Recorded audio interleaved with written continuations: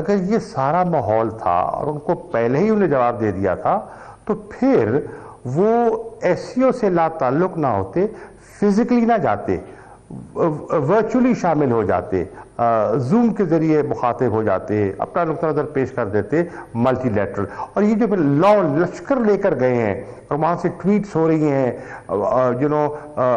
جو وہاں کے گوا کی بیچز پر جو وہ لیٹے ہوئے دکھائی دے رہے ہیں اور بیٹھے ہوئے دکھائی دے رہے ہیں، اس کی ضرورت نہیں تھی. اور کس طرح سے بھارتیوں نے عمران خان کا غصہ پاکستانی وزیر خارجہ بلاول بھٹو زرداری پر اتارا ہے.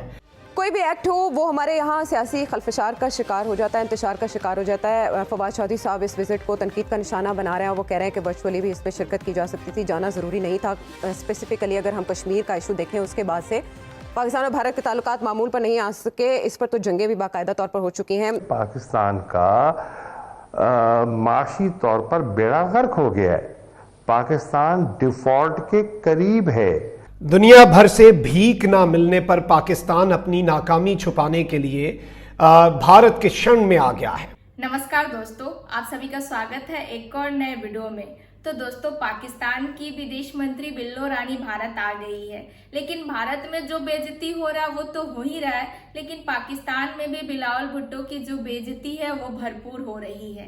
پاکستانی میڈیا خاص کر کے جو عمران خان کو سپورٹ کرتی ہے وہ بھی بلاول بھٹو کی مذاق اڑانے میں لگی ہے اور کوئی کمی چھوڑنے کو تیار نہیں ہے. تو آئیے دیکھتے ہیں پورا معاملہ کیا ہے اس ویڈیو میں. لیکن ہاں، آپ میرے چینل کو ضرور سے سبسکرائب کر دیجئے گا. تو آئیے دیکھتے ہیں پہلے اس ویڈیو کو. آپ سابق وزیر خارجہ ہیں تو میں آپ کے پریزنس کا فائدہ اٹھاتے ہوئے بلاول بھٹو صاحب کو گوا میں ایس سی او کی کانفرنس میں جانا چاہیے تھا. دیکھیے، اس پہ دو ویوز ہیں اور بڑے اسٹرانگ ویوز سامنے آئے ہیں. ایک طبقہ ہے وہ کہتے ہیں جو کچھ کشمیر کے ساتھ ہوا، کشمیریوں کے ساتھ ہوا، 5 اگست 2019 کے جو یک طرفہ اقدامات اٹھائے گئے، جو کہ سلامتی کونسل کی قراردادوں اور سملہ معاہدے کی روح سے برعکس ہے، ہمیں بالکل نہیں جانا چاہیے تھا. دوسرا ایک طبقہ ہے جو سمجھتا ہے کہ ایک ملٹی لیٹرل فورم ہے اور اس میں اہم ہمارے دوست ممالک ہیں، اس میں چین ہے، اس میں روس ہے، روس کے ساتھ ہمارے تعلقات میں بتدریج بہتری آئی ہے، اور ہمارے سینٹرل ایشین ریپبلکس ہیں. آپ کس طبقے کے ساتھ، آپ کے خیالات کس طبقے کے ساتھ دل رہے ہیں؟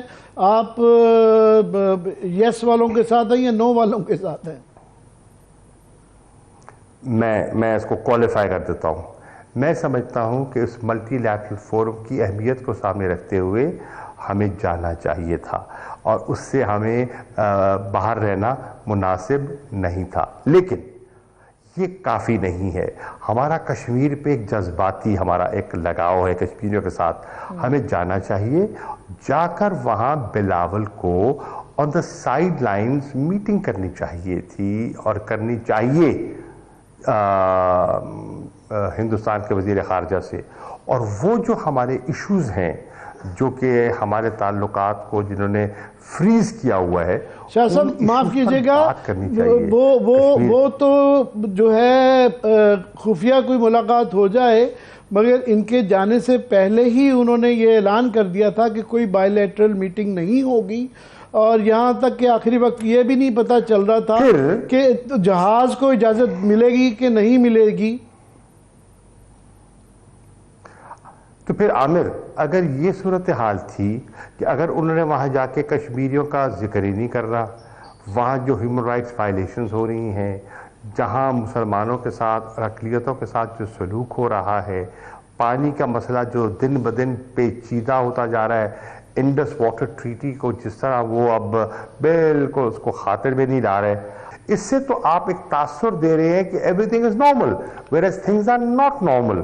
ٹھیک ہے، تو پھر اگر یہ نہیں حاصل کر سکتے تھے اور اس میں ناکام ہو گئے تو پھر ایس سی او سے لا تعلق نہ ہوتے، کیونکہ اس میں ہمارا ایک یوریشین جو کنیکٹیوٹی ہے، جو انٹیگریشن ہے، اکنامک سیکیورٹی ہے، شاہ صاحب بڑا آپ کا میں تھوڑا وقت ہے اس لیے میں جلدی پوچھ رہا ہوں آپ سے کہ ہماری طرف سے بڑا متضاد پیغام گیا ہے کہ بلاول صاحب خود فزیکلی چلے گئے ہیں، خواجہ آصف صاحب جو کہ وزیر دفاع ہیں وہ نہ صرف کہ انہیں ورچوئل میں بھی انہوں نے اپنی ایک پراکسی بٹھا دی، اس نے میٹنگ کی۔ آرمی چیف کی طرف سے بیان آیا کہ کشمیر کی خود ارادیت پہ، اور انڈیا نے کیونکہ پونچھ کے واقعے پہ بہت زیادہ سخت الزام لگائے کہ پاکستان اس کے پیچھے آئے، صحیح نہیں یہ کروایا ہے، تو یہاں سے بڑا مکسڈ میسج گیا ہے مختلف پاور سینٹرز کی طرف سے۔ نہیں عامر، مکس میسج نہیں ہے۔ ڈپلومیسی میں بلیک اینڈ وائٹ نہیں ہوتا، ڈپلومیسی میں گرے ایریا ہوتا ہے، اور آپ کو گرے ایریا کے اندر کھیلنا پڑتا ہے۔ سب چیزیں آپ کی مرضی کے مطابق نہیں ہوتی، اور سب چیزوں سے آپ منہ اور اپنا پھیر نہیں سکتے، تو آپ راستہ تلاش کرتے ہیں۔ ڈپلومیسی کا مقصد یہی ہے کہ آپ راستے تلاش کرتے ہیں، اور یہ ایک راستہ ہو سکتا تھا۔ اب وہاں گئے ہیں تو کیا وہاں کے میڈیا سے انگیج نہیں کر سکتے؟ میڈیا سے بات کر سکتے ہیں، وہاں کے تھنک ٹینک سے انگیج کر سکتے تھے۔ 10-12 سال کے بعد پاکستان کا وزیر خارجہ اگر ہندوستان گیا ہے تو اس کو میں مانتا ہوں کوئی خاطر خواہ کوئی بریک تھرو نہیں ہونا تھا، لیکن چھوٹے سے کوئی سی بی ایمز ہو سکتے تھے۔ اس اپرچونٹی کو ضائع نہیں کرنا چاہیے تھا، کھیل تماشے کے بعد واپس نہیں آ جانا چاہیے تھا۔ آپ کے خیال میں جو مقبوضہ کشمیر میں اس وقت 370 کو فیس کر رہے ہیں، کشمیر میں جو لوگ ہیں وہ اس کو کیسے دیکھ رہے ہوں گے؟ ان کے لیے آپٹکس کیا پیغام دیتے ہیں؟ دیکھیے، اگر وہ وہاں جاتے ہیں وزیر خارجہ پاکستان کے اور کشمیر کا تذکرہ ہی نہیں کرتے، حریت والوں کے ساتھ کوئی رابطہ، کوئی ملاقات، کوئی ٹیلی فونک کانٹیکٹ نہیں ہوتا، اور وہ دکھی ہیں، ان کے ساتھ جو 5 اگست 2019 کو ہوا ہے وہ اس سے ریکنسائل نہیں کر پائے، اور صرف مقبوضہ کشمیر کے مسلمان نہیں، وہاں کے جو ہندو پنڈت ہیں، وہاں جو دیگر کمیونٹیز ہیں وہ ریکنسائل نہیں کر پائے۔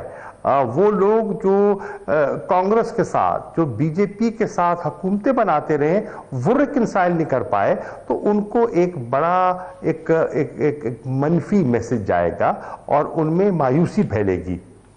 تو یہ تو ابھی کیونکہ وزرائے خارجہ کی میٹنگ ہو رہی ہے، اس کی جو نیکسٹ سٹیپ ہوگا وہ سمٹ میٹنگ ہوگی جس میں پرائم منسٹر جائیں گے۔